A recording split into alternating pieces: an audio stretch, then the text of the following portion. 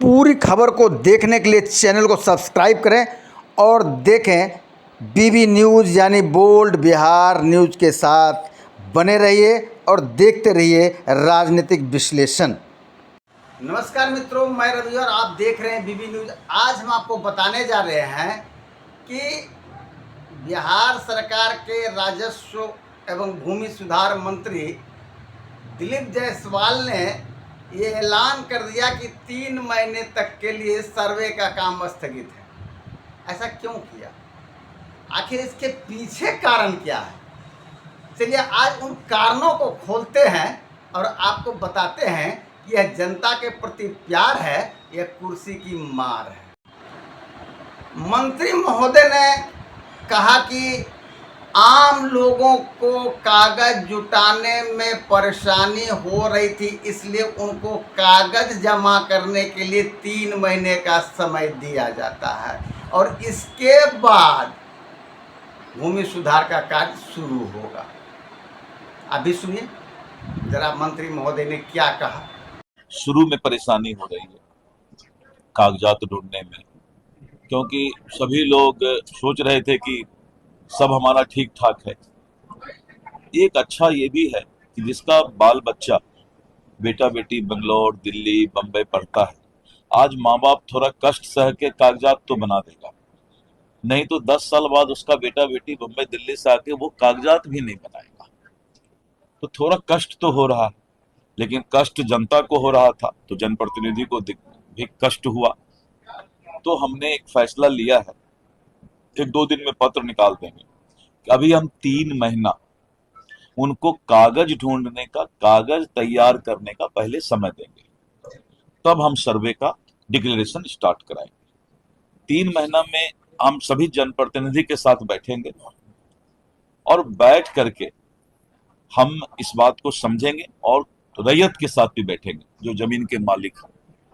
और अपने विभाग को भी हमने सभी सीओ को पटना बुलाया, हमने सख्त हिदायत दे दिया है कि अपनी आदत में सुधार लाओ, नहीं तो दिलीप जायसवाल किसी को बकसने वाला है।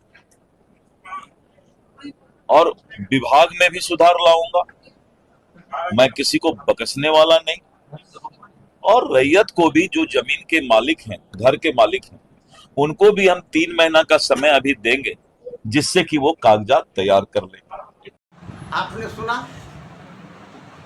कि आम आदमी को कागज जमा करने के लिए, अरे भैया कागज नहीं जमा करने की कोई बात है, दरअसल बात तो कुछ और है। बात अंदर खाने की ये है कि बड़ी तेजी से हमारा राज्य बिहार इलेक्शन की ओर बढ़ रहा है। उम्मीद है कि फरवरी में कहीं मध्यावधि चुनाव हो जाए। यदि चुनाव हो जाता है तो यह एक बहुत बड़ा मुद्दा विपक्ष को बैठे बैठाए लगेगा और जिसका असर चुनाव पर पड़ेगा। यानी कि इस सर्वे में जो परेशानी लोगों को आ रही है उसका खामियाजा इलेक्शन में हो सकता है। हो सकता है कि नीतीश कुमार की सीटें गोल हो जाए, घट जाए, यानी भय घुसा तो बात निकली कि सर्वे अभी तत्काल स्थगित किया जाता है। मुद्दे बहुत सारे बताए और क्या क्या बताया, जरा आप फिर से सुनिए। मांग क्यों रहे हो रैयत से भाई? अगर कागजात नहीं था तो ऑनलाइन रसीद कैसे काटे? तो ये सारी बातों का हल राजस्व मंत्री के रूप में, एक आम जनता के रूप में, पहले राजस्व मंत्री को एक आम जनता होना चाहिए, तो मैं एक आम जनता हूं और इसीलिए 3 महीने का समय हम देंगे। सर्वे होगा, क्योंकि जो जमीन माफिया है या जिन्होंने अतिक्रमण कर लिया है वो लोग ज्यादा रिमर उड़ा रहे हैं कि सर्वे बंद हो जाए, क्योंकि 52,000 एकड़ जमीन हमारा सरकारी जमीन, 50,000 से ऊपर एकड़ जमीन हमारा अतिक्रमण और माफिया के पास है। तो सर्वे होने से वो भेद खुल जाएगा।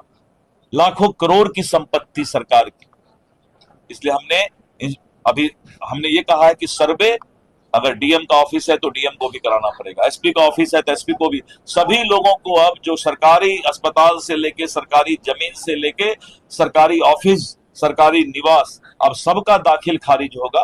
वो सरकार के नाम पर होगा, लेकिन पहले वो दाखिल खारिज नहीं कराते थे, तो सरकारी संपत्ति कोई ले भी लेता था तो केस नहीं हो पाता था। बयान में 2-3 बातें सामने आई, आपने सुना।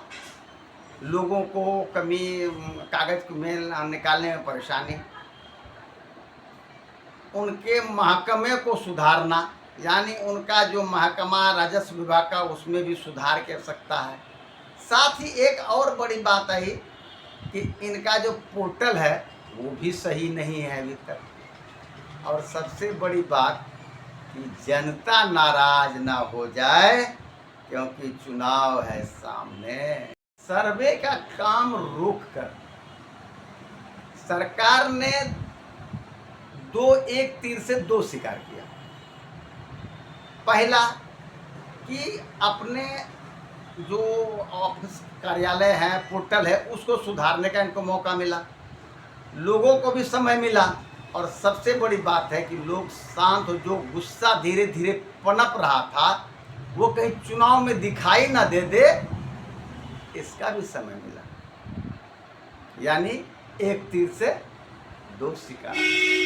चलिए फिर मिलते हैं अगली खबर में, तब तक के लिए नमस्कार। यदि आपने अभी तक हमारे चैनल को सब्सक्राइब नहीं किया है तो अवश्य करें।